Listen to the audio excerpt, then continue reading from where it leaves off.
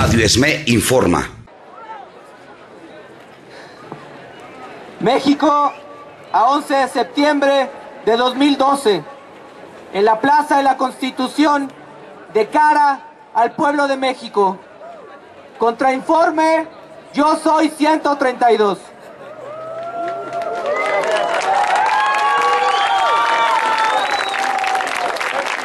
¡Sin PRI! ¡México! ¡Sin PRI! ¡México! ¡Sin PRI! ¡México! ¡Sin PRI! ¡México! ¡Sin PRI! ¡México! ¡Sin PRI! ¡México! ¡Sin PRI! 6 años han pasado desde que Felipe Calderón tomó posesión. 6 años de mentiras y promesas falsas, de simulación, corrupción, complicidad y de un estado de excepción que nos han impuesto. 6 años en los que año con año hemos visto un presidente cobarde hablando de valentía, mientras nosotros, la sociedad, ponemos a los muertos, a los desplazados, los secuestrados, los vejados por las autoridades. 6 años, como siempre, de riqueza obscena para unos pocos, mientras que nosotros tenemos hambre, somos excluidos, somos desempleados, somos jóvenes sin oportunidades. 6 años en que hemos sido despojados de nuestra tierra y nuestros recursos naturales. 6 años otra vez de privilegios para los sindicatos charros en la educación, de educación para formar mano de obra barata, mientras que nosotros no tenemos acceso a una educación crítica para una vida digna. 6 años de nuevo en que los políticos no dialogan con la sociedad, pero nosotros, los que hemos levantado la voz y nos hemos organizado para resistir, hemos sido criminalizados, denostados y callados. 6 años en que han querido que veamos un México que solo existe como versión oficial. 6 años reproduciendo sus mentiras a través de los medios de comunicación a quienes sirven. Nosotros no aceptamos este México que quiere dejarnos la clase política y rechazamos las mentiras que quieren imponernos como una realidad. Por esto es que el movimiento Yo Soy 132 ha llevado a cabo un intenso proceso de análisis que nos ha llevado a articularnos con académicos, organizaciones civiles y movimientos sociales que a lo largo y ancho del país reclaman la democratización de la vida pública y el fin del modelo que prevalece en este país.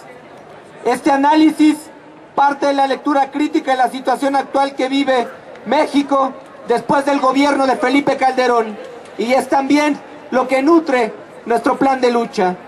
Es un análisis compartido con la sociedad a la que convocamos a abrir un diálogo franco y a sumarnos en una lucha fraterna.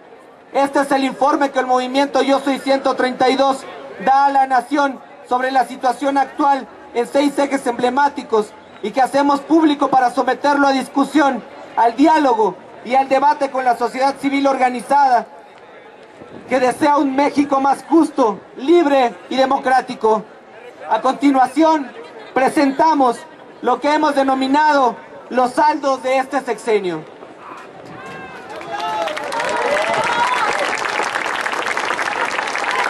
Ni un paso atrás, ni un paso atrás, ni un paso atrás, ni un paso atrás. A continuación, compañeros, dará el informe sobre la democratización de medios la compañera Alexandria. Democratización de los medios de comunicación, información y difusión. El sexenio de Felipe Calderón Hinojosa en lo que tiene que ver con medios de información es un sexenio muerto. En legislación no hubo avance. En telecomunicaciones se propició la concentración en manos de las mismas voraces empresas que han secuestrado el espectro radioeléctrico, propiedad de los mexicanos. Se persiguió y violentó a ciudadanos que buscan crear sus propios medios a través de radios comunitarias. Y se caracterizó por las persecuciones, agresiones y asesinatos de periodistas. Felipe Calderón no solo asumió una actitud irresponsable y omisa frente a la creación de un nuevo régimen de medios, sino que ha demostrado su interés por hacer valer el orden jurídico vigente para desplegar acciones autoritarias y favorecer al duopolio televisivo. Felipe Calderón Hinojosa lucró políticamente con la ausencia constitucional y legal de una política de Estado relativa a medios de comunicación. Una situación similar podemos observar en el ámbito de las telecomunicaciones. 3 casos son muestra de la política de discrecionalidad del actual gobierno. La licitación 21, donde favorece a Televisa y Nextel. La fusión Televisa y Usacell, nuevamente en beneficio de Grupo Televisa y Grupo Salinas. Y el rescate de la banda 2.5 GHz debido a la presión ejercida por Grupo Televisa. El gobierno de Felipe Calderón ha hecho uso de un bien de la nación para beneficiar a los consorcios mediáticos, lesionando con ello a las instituciones públicas de este país, debido a que permitió a Televisa ingresar al mercado de la telefonía. Televisa y TV Azteca, como socios, concentran el 88% de las concesiones de televisión abierta, teniendo 94.4% de la audiencia televisiva, lo cual les favorece con un 58% del total de la inversión publicitaria, recibiendo 30% del gasto de comunicación social federal, según los mismos datos de Cofetel. Por otro lado, el gobierno de este sexenio se comprometió en varias ocasiones a abolir la brecha digital, así como a fomentar la competencia de aquellos que ofrecen el servicio de interconexión. Sin embargo, el escaso acceso a Internet debido a los altos precios de conexión y la escasa infraestructura de telecomunicaciones impide el despliegue de las redes. Al mismo tiempo, la alfabetización digital es todavía deficiente. A lo anterior, podemos agregar el intento de criminalización de los pocos usuarios de Internet, un tema recurrente en este sexenio. Ejemplo de ello es el intento de la aprobación deliberada y tramposa del Acuerdo Comercial Antifalsificación, ACTA, el cual constituye un grave retroceso en el ejercicio de los derechos a la información y a la libre expresión. A estas alturas del sexenio, de los 112 millones que habitamos el territorio nacional, apenas 9 millones tenemos acceso a una computadora en casa, de los cuales solo 6.9 millones tienen acceso a Internet, lo que nos deja con un promedio de penetración estimada del 30.7%, colocándonos a 2.7 puntos porcentuales debajo de la media mundial y de menos 8.8 puntos del 39.5 que es la media latinoamericana. Mientras a los grandes consorcios mediáticos del gobierno federal concedió licitaciones a precio de ganga a los esfuerzos ciudadanos por crear sus propios medios y los persigue y los agrede. La labor que desempeñan las radios comunitarias, atendiendo a las voces menos favorecidas de la sociedad, llevando información acorde con sus necesidades, las convierte en una herramienta por excelencia para que las comunidades puedan ejercer ampliamente su derecho a la información y la libre expresión.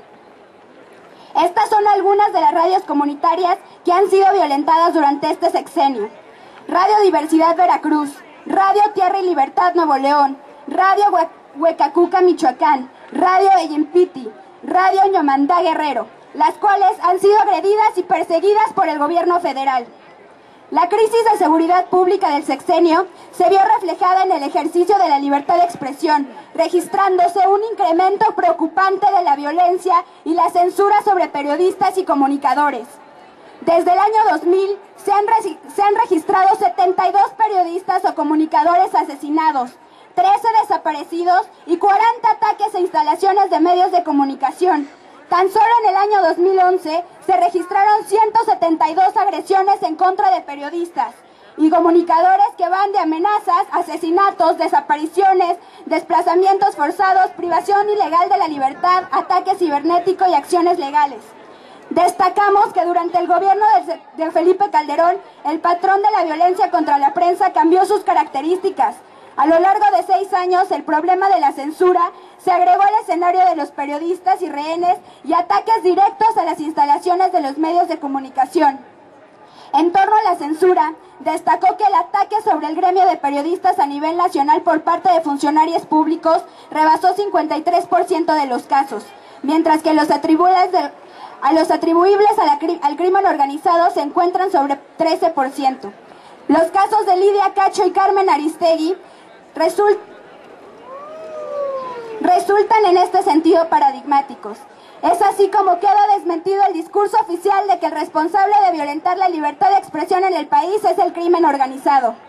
Un Estado como el mexicano, que no puede garantizar la integridad física y moral de los periodistas y comunicadores, así como el acceso y gestión de medios de comunicación por parte de la ciudadanía, no puede garantizar tampoco nuestro derecho a la información. Adicionalmente, las estrategias políticas y metas actuales del gobierno mexicano no estimulan la diversidad en el contenido de los medios. El gobierno federal ha creado lazos de complicidad en la industria cultural, lo que ha implicado el fortalecimiento, desarrollo e injerencia de la iniciativa privada y nacional y transnacional en materia de compra, venta y renta de patrimonio cultural, obra de arte, programas de cine, radio y televisión, lo que implica que los repertorios simbólicos sean construidos por los sistemas jerárquicos del poder cultural, quienes determinan los contenidos de transmisión y distribución en los diversos medios, radio, televisión, museos, teatros, editoriales, entre otros. En virtud de lo anterior, denunciamos que en materias de políticas de comunicación en México, hoy priva la corrupción, la simulación, la ilegalidad, la debilidad institucional y regulatoria, la concentración obscena de la riqueza en una élite empresarial y donde las políticas públicas de comunicación son contrarias a los ciudadanos, a los intereses de los ciudadanos mexicanos. Por la democratización de los medios de comunicación en México, yo soy 132. Yo soy 132, yo soy 132, yo soy 132, yo soy 132. A continuación, la compañera Ileana dará el contrainforme en lo relativo al cambio al modelo educativo, científico y tecnológico.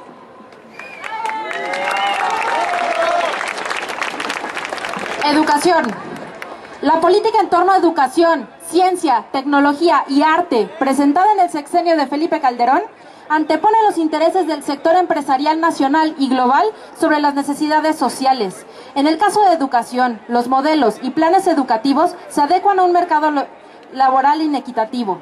Esto lo confirma ahora la reciente reforma integral a la educación media superior y básica, RIEMS y RIEV, en la que se constata que el modelo pedagógico por competencias y habilidades, implementado desde el nivel básico, elimina paulatinamente disciplinas pertenecientes a las humanidades y a las ciencias, como es el caso de la filosofía y de la historia, y deja en su lugar asignaturas mixtas que abordan el conocimiento de forma sesgada y confusa, lo que cumple con el único objetivo de simplificar el conocimiento para formar obreros certificados, y no sujetos que aspiren a ser técnicos calificados o estudiantes universitarios, y que en no más de una década eliminará generaciones de científicos y humanistas mexicanos, y hará depender al país en su totalidad de la tecnología y la ciencia producida en otros lados.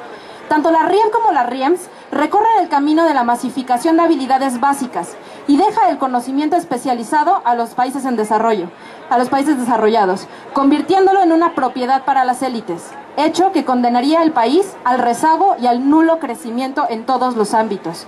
En este contexto, la desaparición de los modelos educativos como los del colegio de bachilleres o la prepa abierta, como los conocemos, gracias a la homologación de la currícula y la eliminación de materias, es un claro ejemplo de esta reforma.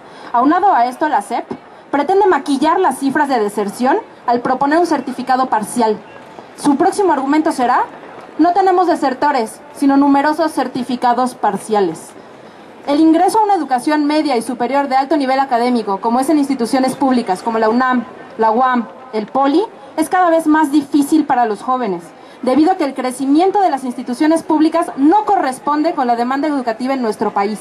Las autoridades educativas sostienen que los mejores estudiantes ingresan a la universidad. Sin embargo, este argumento se cae cuando contrastamos las cifras del último examen de ingreso a la UNAM. Por ejemplo, a nivel licenciatura fueron rechazados aspirantes a la carrera de medicina cuando obtuvieron 109 aciertos de 128 totales. Es decir, la excelencia en el examen de admisión no es suficiente para ingresar a una educación universitaria. Consecuencia de ello son los numerosos movimientos de rechazados a nivel nacional.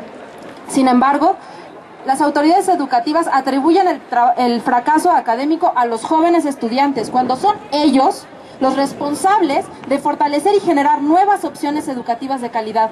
Además, contrasta el abandono económico a la educación pública con el fuerte apoyo a universidades privadas. Ciencia y tecnología. El desarrollo científico y tecnológico es esencial para el crecimiento social y económico de un país. Le otorga a la sociedad herramientas esenciales para resolver problemáticas y necesidades diversas. En México, en contraste, la situación del ámbito científico es totalmente relegada por el Estado. La Ley de Ciencia y Tecnología, emitida durante el mandato de Fox y ratificada en el gobierno de Felipe Calderón, estipula que el presupuesto para ciencia y tecnología no debe de ser menor al 1% del PIB. Sin embargo, nunca ha rebasado el punto 5. Aunado a esto, los actores involucrados en la gestión, revisión y aplicación de las leyes relativas a ciencia y tecnología del Poder Legislativo distan de ser capaces o de interesarse si quieren cumplir dicho trabajo. Respecto a los profesionales, la producción de los profesionales de ciencia y tecnología en México es muy baja en comparación con otros países de Latinoamérica, y de estos son pocos los que encuentran cabida en el sector productivo mexicano, lo que fomenta la fuga de cerebros y una ausencia de renovación generacional. El bajo número de plazas y opciones laborales, la centralización de los recursos y el lento desarrollo regional han limitado el crecimiento científico y tecnológico nacional. El país debe generar condiciones de autonomía. Sin embargo, debido a que la inversión en desarrollo e innovación es baja, México importa más del 95% de la tecnología utilizada y la solicitud de patentes por mexicanos es muy pobre. Es urgente entonces definir e impulsar las áreas prioritarias del conocimiento e innovación. Por último, datos nacionales e internacionales reflejan el desconocimiento generalizado de la labor científica y los beneficios que ésta acarrea, fomentada por una inadecuada difusión y educación científica. Por lo tanto, apuntamos que es prioritaria la vinculación de la ciencia y la tecnología con la sociedad, toda vez que una sociedad científicamente educada será capaz de lograr un progreso sostenido con mayor facilidad. Arte y patrimonio. Declaramos expeditamente que el gobierno de Felipe Calderón ha incumplido con los mandatos de la Constitución Política de los Estados Unidos Mexicanos, específicamente los artículos 1 y 2. Ha violado los derechos sociales e individuales, el derecho a la educación, al arte y la cultura, y el derecho a la diferencia cultural de los pueblos originarios, a sus usos y costumbres. El ámbito del arte y la cultura ha sido uno de los más abandonados en la gestión calderonista, tanto en la asignación de recursos como en la protección del patrimonio nacional. El arte, considerado como una mercancía, se reduce a su expresión más utilitaria, objeto de disputas dentro del ámbito del turismo y la industria cultural, que no representan las condiciones de protección del patrimonio cultural o de la obra artística. Aunado a esto, identificamos los siguientes problemas: recorte en el presupuesto designado a este sector, escasos empleos para artistas y gestores y abandono de los espacios arqueológicos. El poco compromiso con el arte y el patrimonio se puede documentar con la revisión del incumplimiento de la Ley General de Bienes Nacionales, la Ley Federal sobre Monumentos y Zonas Arqueológicas, Artísticas e Históricas y la Ley Federal de Radio y Televisión, así como, por supuesto, la Constitución Política de los Estados Unidos Mexicanos. Por la defensa, fortalecimiento y rescate de la educación, la ciencia, el arte y la cultura, yo soy 132. Elvester, tú también vas a caer. Elvester, tú también vas a caer. Compañeros, ahora dará el contrainforme sobre el modelo económico neoliberal el compañero José Luis Tamayo. 3.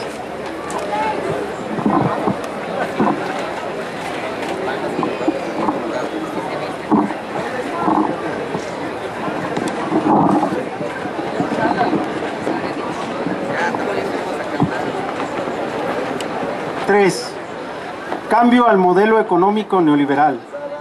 La crisis de deuda externa presente en México y en América Latina a principios de la década de los años 80 dio pauta a que la banca acreedora internacional, conjuntamente con los organismos financieros multilaterales, Fondo Monetario Internacional y Banco Mundial, impulsaran un plan encaminado a continuar con el pago del servicio de la deuda externa, para el cual se redujo el consumo, la inversión y el gasto de gobierno.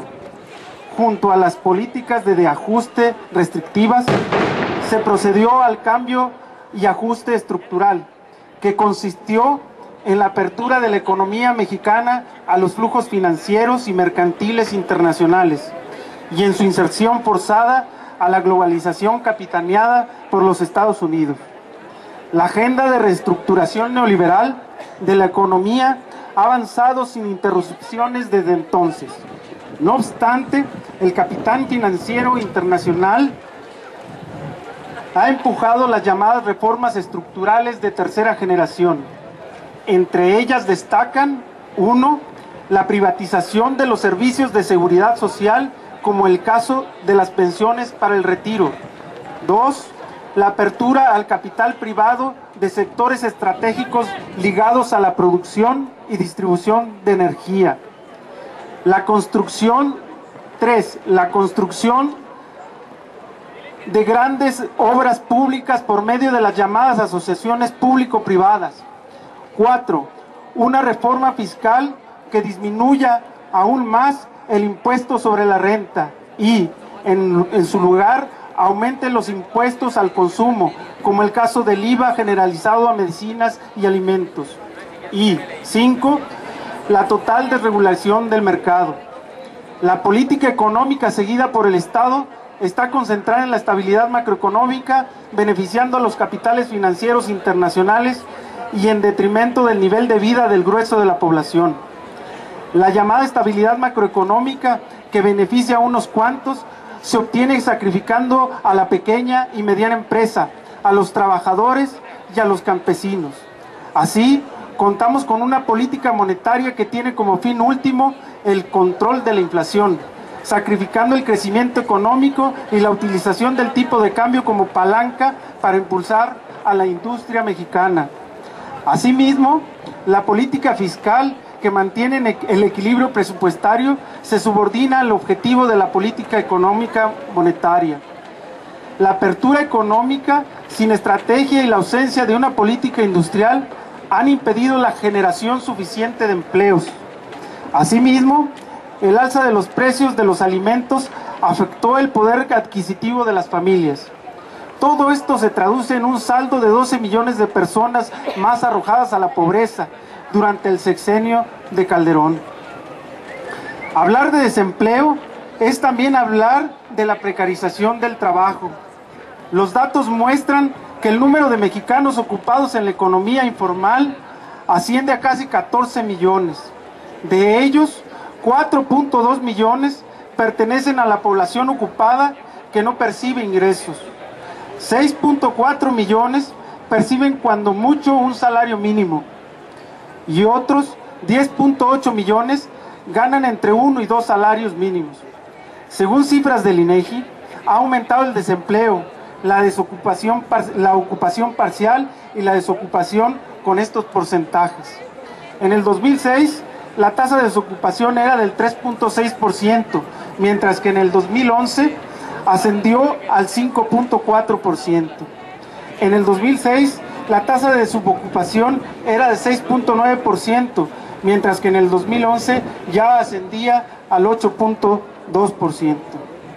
Tal como lo muestran los datos, entre las circunstancias que privan en el mercado de trabajo, como son el desempleo, trabajos en condiciones laborales precarias, la informalidad y la subocupación, dan como resultado que más de 12 millones de jóvenes enfrentemos dificultades de inclusión en una trayectoria de trabajo decente.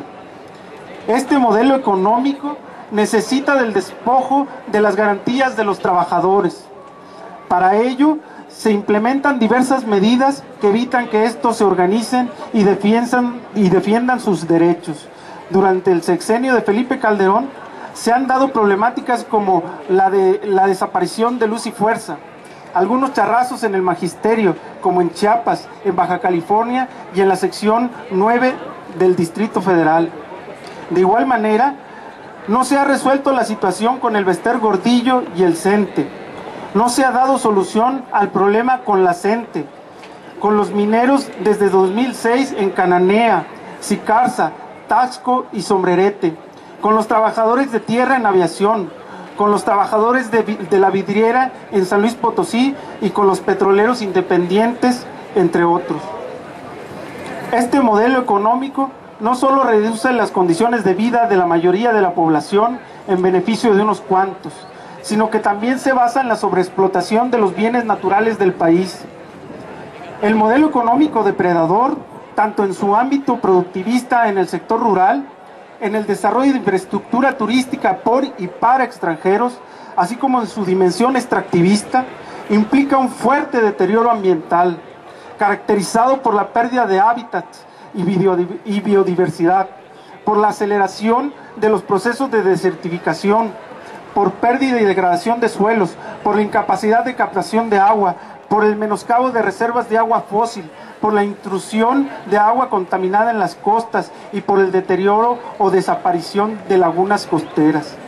En resumen, la salud y funcionalidad de los ecosistemas y con ello la degradación de los recursos ambientales básicos para la supervivencia humana y de la vida misma.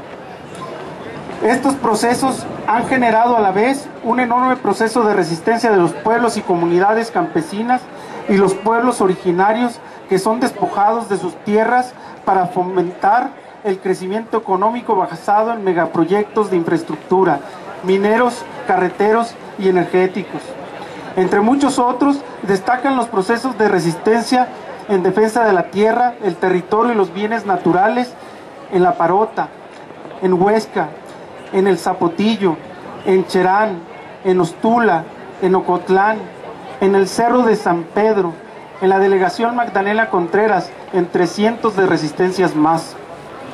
En conclusión, el sexenio de Calderón solo ha profundizado un modelo económico basado en la pobreza y marginación de la mayoría de la población, en la explotación de los recursos naturales a costa de las comunidades y donde el objetivo principal es la ganancia de los grandes capitales nacionales e internacionales. El movimiento Yo Soy 132 está consciente que el mercado no es la panacea para la solución de los problemas sociales y que el gobierno y la sociedad deben de jugar un rol fundamental para resolver los problemas económicos que aquejan el país. El neoliberalismo nos empobrece, excluye, margina y violenta. Es por eso que el movimiento Yo Soy 132 se pronuncia a favor de una economía humana, justa, soberana, sustentable y de paz.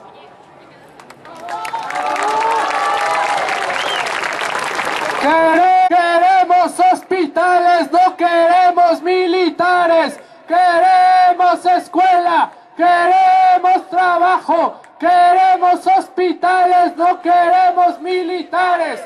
A continuación, pasará la compañera Silvia a leer el contrainforme en lo referente a seguridad nacional y justicia.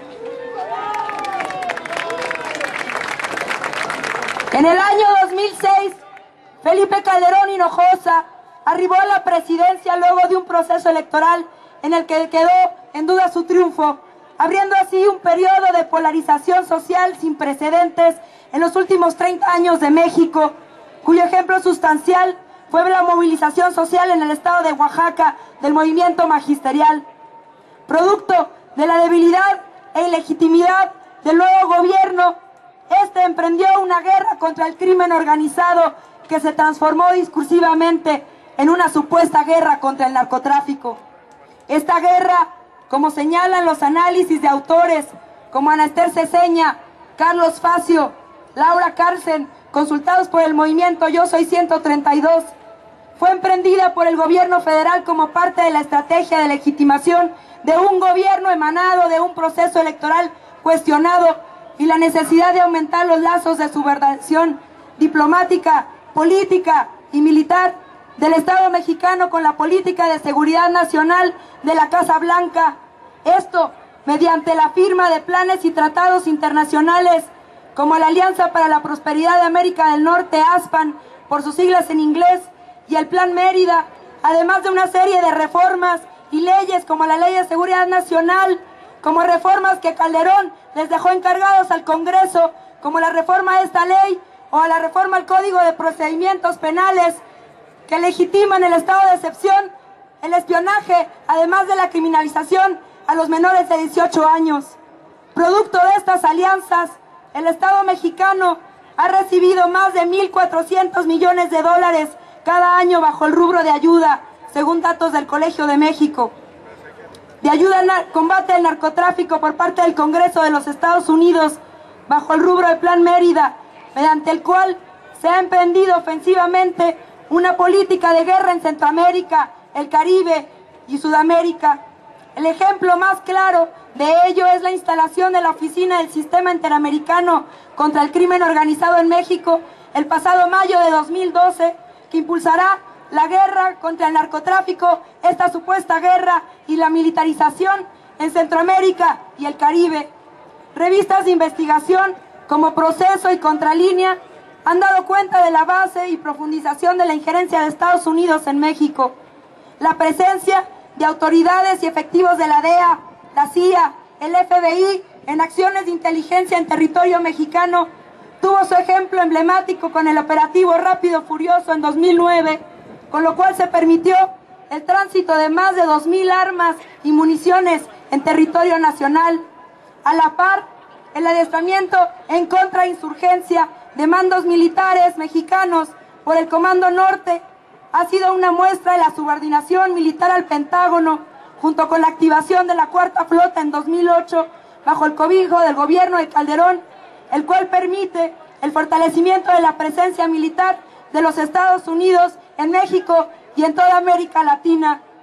En este mismo contexto, según José Luis Piñeiro de la revista Contralínea, Felipe Calderón destinó de 2007 a 2011 320,000 millones de pesos al erario público en materia de seguridad, el 2.5% del PIB, el triple de lo que destina a educación y aproximadamente el 17.4% de los recursos destinables a este rubro por año.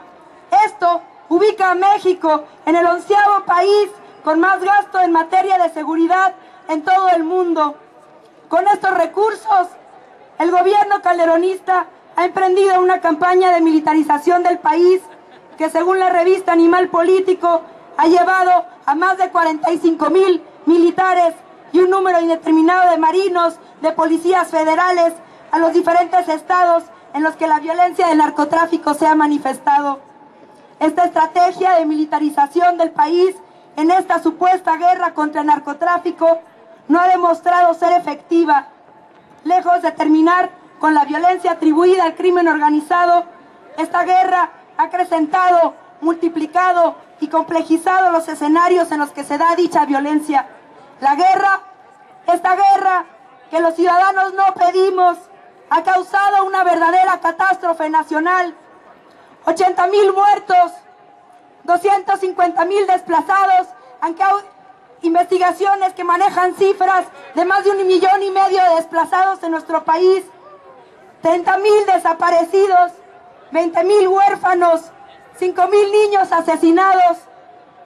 Estas cifras, que no solo dan cuenta de la gravedad de la crisis social en la que la sociedad mexicana ha sido sumida, son también una muestra del desprecio que el gobierno de Calderón muestra hacia las víctimas de esta guerra.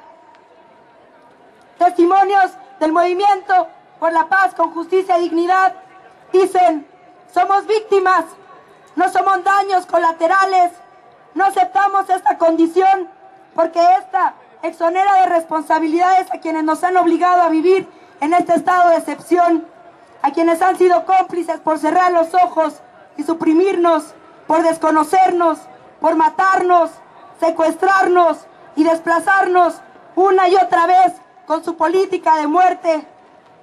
Por todo esto, reconocemos que, como dice Conflict Barometer, el fenómeno de barbarie acontecido en México es el mayor conflicto militar en toda América Latina del siglo XXI. Retomamos los balances e informes de organizaciones como Amnistía Internacional, el Movimiento por la Paz con Justicia y Dignidad, la Comisión Interamericana de Derechos Humanos, la organización civil Human Rights Watch, que mencionan que esta guerra ha construido verdaderos monumentos a la barbarie moderna. Las llamadas narcofosas, donde fueron encontrados los cuerpos de 78 migrantes en el estado de Tamaulipas en el año 2010, más de 150 cadáveres en las fosas de Durango, los registros de cientos de violaciones de derechos humanos por parte de las Fuerzas Armadas o los policías federales, el asesinato de jóvenes en masa, como en Villas de Salvarcar en 2010 en Ciudad Juárez, son algunas de las cicatrices que han hecho que la sociedad mexicana viva con miedo. Concluimos denunciando que desde enero del 2010 la criminalización de los luchadores sociales que se han opuesto a esta guerra nos ha dejado heridas profundas. El asesinato de Josefina Reyes Salazar y los subsecuentes desapariciones y asesinatos de sus familiares María Magdalena Reyes Salazar, Elías Reyes Salazar, Luisa Ornelo Soto, Julio César Reyes y Reyes Rubén Salazar. La persecución que continuó con la desaparición de Isela Hernández Lara, el asesinato de Susana Chávez, poeta de Ciudad Juárez, el asesinato de Marisela Hernández frente al Palacio de Gobierno en Chihuahua, por exigir justicia por el asesinato de su hija Rubí, el hostigamiento constante a Norma Andrade, los asesinatos de las periodistas de Contralínea, Marcela Yarza y Rocío González, el asesinato de los comuneros de Ostula, Pedro Leiva y José Trinidad, por mencionar a sus dirigentes, porque son decenas, el asesinato del activista de la Facultad de Filosofía y Letras en noviembre del año pasado, Carlos Sinúe Cuevas Mejía, presente, los luchadores del Movimiento por la Paz con Justicia y Dignidad, Nepomuceno Moreno en Coahuila, Julia Marichal en esta ciudad, Eva Alarcón y Marcial Bautista en Morelos, los normalistas de Ayotzinapa, Gabriela Echeverría, Jorge Alexis y Edgar David Espíritu, la periodista Regina Martínez de la revista Proceso. Todas estas heridas, aunadas a las decenas de periodistas asesinados durante el sexenio, los miles de jóvenes, mujeres, migrantes y niños cuyos cadáveres colman nuestra tierra. Por eso decimos, el Movimiento 132, el pueblo, estamos hasta la madre, y hoy decimos, basta, queremos escuelas, queremos trabajo, queremos hospitales, no queremos militares. ¡Ni un muerto más! ¡Ni un muerto más! Compañeros, ahora pasará el compañero Joel Ortega a leer el contrainforme en lo referente a transformación política y vinculación con movimientos sociales.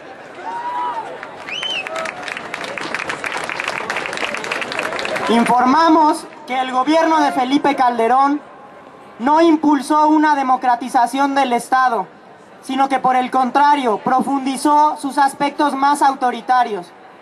Las reformas electorales preservaron un sistema en el que la política es monopolizada por los partidos, cada vez más alejados de la sociedad y subordinados a los grupos de poder y a las grandes televisoras, bloqueando el acceso a una verdadera participación social.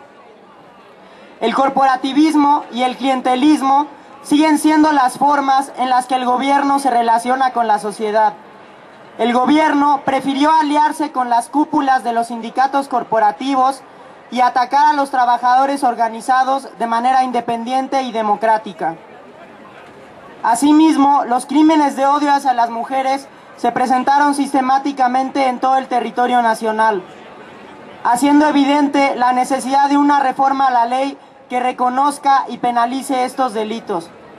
El Estado de México presenta el mayor número de casos de feminicidios no reconocidos por el gobierno, quien además se opone a la alerta de una perspectiva de género que reclama la sociedad civil. La gestión de Felipe Calderón mantuvo una posición autoritaria y violenta ante la movilización social organizada. La reforma penal constitucional del 2008, así como la ley contra la delincuencia organizada, se han convertido en una forma de control y criminalización de los movimientos sociales, vulnerando los derechos a la libertad de expresión, de manifestación, de asociación y sobre todo el derecho a la protesta social. La paramilitarización del país ha permitido al Estado imponer de manera violenta las políticas neoliberales de despojo, desplazamiento y sobreexplotación. El resultado de dichas políticas de Estado se reflejan en 1. Presos políticos, aumento sistemático en las detenciones a los luchadores sociales. 2. La desaparición forzada. La campaña nacional contra la desaparición forzada ha reportado 26 casos documentados, de los cuales 15 siguen desaparecidos y 7 son ejecuciones extrajudiciales. En el último año de gestión, hay más desapariciones forzadas que en el periodo que abarca el 2005 al 2010, siendo la mayor parte de los casos registrados en Michoacán. 3. Ataques a defensores de derechos humanos. Con un registro de 256 casos de violaciones de derechos humanos documentados en contra de personas defensoras, ocurridas de enero de 2011 a marzo de 2012 en todo el país. El 72% ha sido contra coordinadores, líderes o fundadores de las organizaciones. El Estado busca que la represión tenga un alcance a largo plazo, es decir, que logre un impacto transgeneracional, lo cual denota la lógica selectiva y de mayor intensidad con que opera. 4. Ejecuciones extrajudiciales.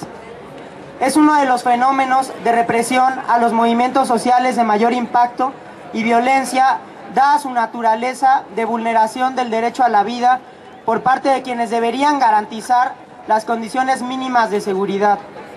Durante el último sexenio se ha documentado un aumento paulatino en las cifras de ejecuciones extrajudiciales.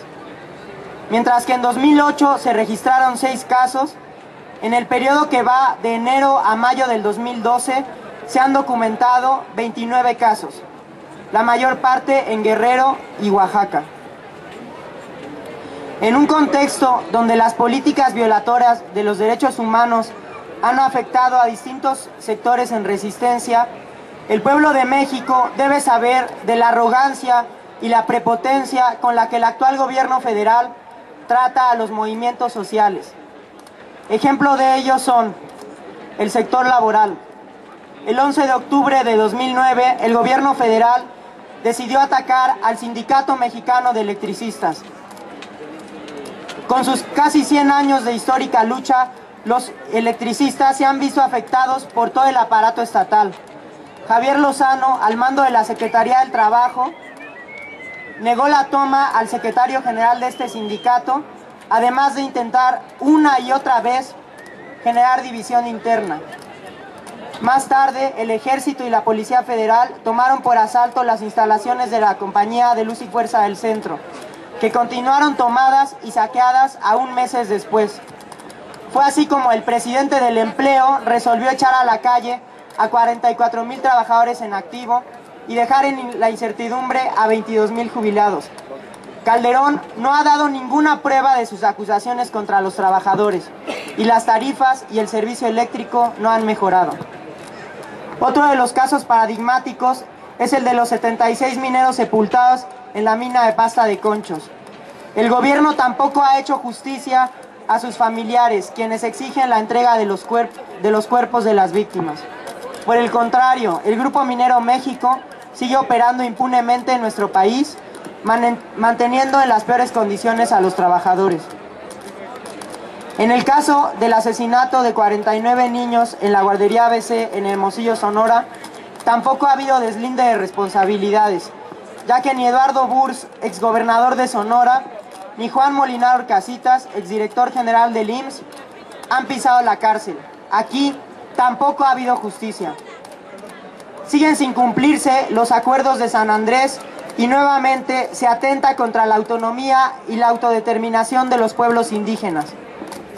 Prueba de ello es la impunidad ante los asesinatos y desapariciones de los comuneros de Cherán, quienes luchan por su autonomía, así como el hostigamiento a la Policía Comunitaria de Guerrero, que ejerce sus formas de justicia y autogobierno.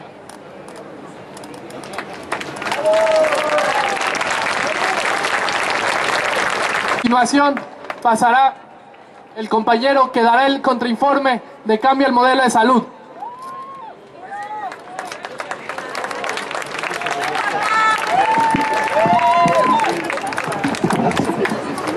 Buenas tardes a todos, compañeros. Nuestra lucha es a favor de la salud, la justicia, la libertad y la democracia. Ello porque estamos seguros de que son el único camino para brindarle una vida digna a todos los habitantes de nuestro país. Con base en lo anterior, es nuestra responsabilidad denunciar lo que ha sucedido en el sexenio del espurio Calderón, quien ha demostrado un desprecio rotundo por la vida de nuestra gente. El actual gobierno ha incumplido el mandato constitucional de garantizar el derecho a la salud, consagrado en el artículo 4 de nuestra Carta Magna.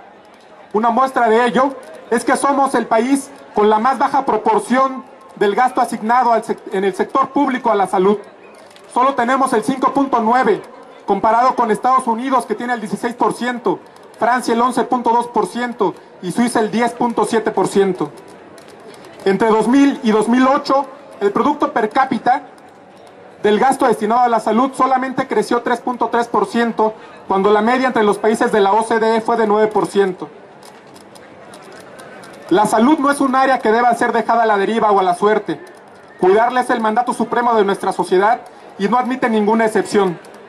La ideología neoliberal ha demostrado su ineptitud al ser una de las principales causas de la actual crisis y brinda continuidad al proceso de privatización del sistema de salud mexicano. Zedillo, Fox y Calderón fomentaron el desmantelamiento y desfinanciamiento del IMSS y el ISSSTE. También se ha cimentado el camino a la privatización de la salud con el fortalecimiento del llamado Seguro Popular, no siendo otra cosa que un paquete de servicios básicos debido a que no cubre de forma real las demandas de salud de nuestra población, puesto que no cuenta con la infraestructura suficiente para ello. Esto abre la puerta a los prestadores de servicios de salud privados, puesto que ya establecido el paquete básico de servicios, el siguiente paso es la universalización, que busca reducir las prestaciones que hoy gozan los derechohabientes de la seguridad social, entendiéndose entonces como una universalización de la precariedad. Al señalar los principales problemas de salud que aquejan a nuestra nación, esto nos permitirá mostrar el estado de cosas que impera bajo el gobierno de la derecha. Como puntos de importancia se hallan la obesidad y las enfermedades conjuntas, tales como la diabetes y la hipertensión. Simplemente, en el 2010, la muerte por diabetes mellitus aumentó en 14%. Por otro lado, las muertes por violencia que tanto han dañado a nuestra población desde la guerra contra el narcotráfico han aumentado un 30%, representando 4.3% de la mortalidad total en nuestro país. Otro aspecto de relevancia es el incremento en el consumo de sustancias adictivas entre la población de 12 a 65 años. Esto se incrementó del 2000 a 2008 de 4.6 a 5.2%. Al hablar de sustancias en particular, el consumo de marihuana se incrementó de 3.5% a 4.2%, el de cocaína de 1.2 a 2.4%, y esto a pesar de la absurda guerra que inició el espurio Calderón. Otro punto importante es la mortalidad materna durante el embarazo, que está lejos de alcanzar las metas del milenio que propone la ONU. Por otra parte, tenemos el caso de la subrogación y la concesión de servicios a particulares con efectos negativos, como fue el caso de la guardería ABC, donde perecieron 49 niños y 101 resultaron lesionados sin que hasta la fecha haya responsables. La destrucción de nuestros entornos naturales acarrea serios problemas de salud que tienen que ver con la disposición y acceso al agua potable, la contaminación que genera cáncer y problemas alérgicos, así como males respiratorios por la pésima calidad del aire. También existe un descuido en la seguridad alimentaria del país, como lo demuestra la reciente importación de maíz de África y de huevo de varias partes del mundo, el sometimiento a la industria alimenticia y la nula regulación de los medios masivos de comunicación en materia de alimentos chatarra. Un aspecto fundamental es que los médicos residentes, pasantes e internos son ejemplos de nuevas formas de explotación laboral, a quienes se les imponen jornadas extensísimas de trabajo y cargas igualmente extensas, polivalencia y responsabilidades que deben de asumir en la vía de los hechos debido a la falta de médicos de base.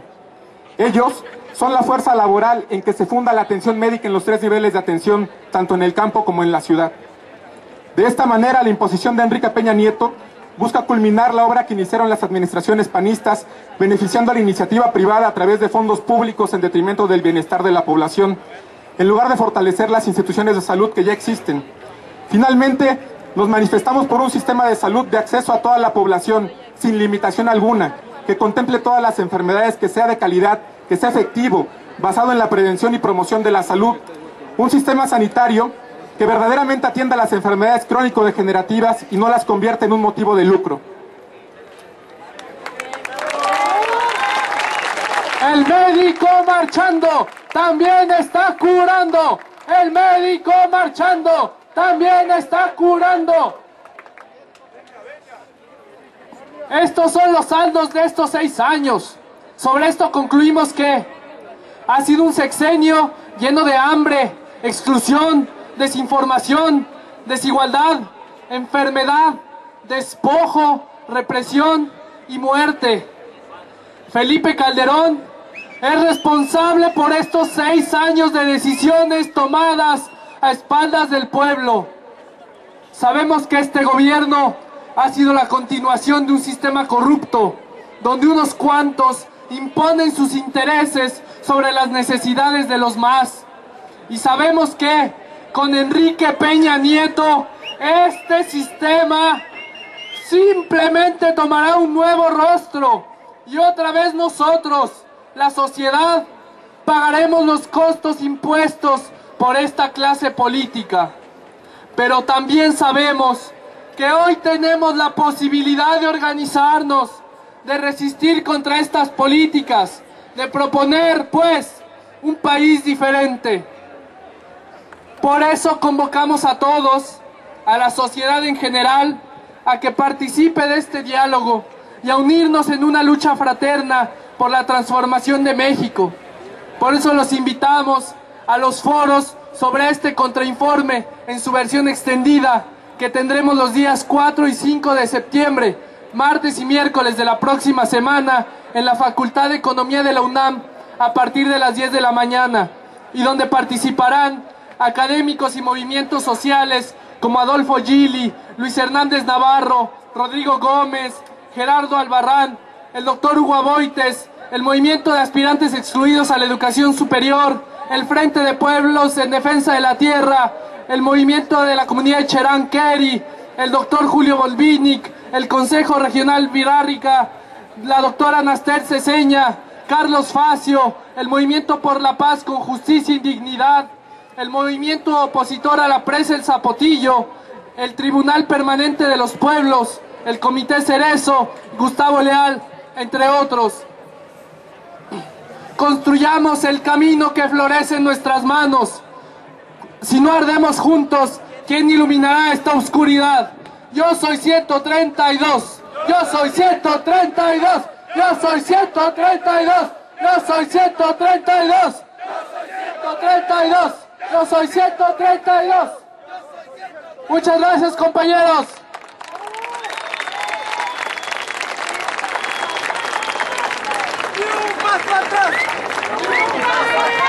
Ni un paso atrás, ni un paso atrás, ni un paso atrás, ni un paso atrás. Mantente alerta a nuestra transmisión.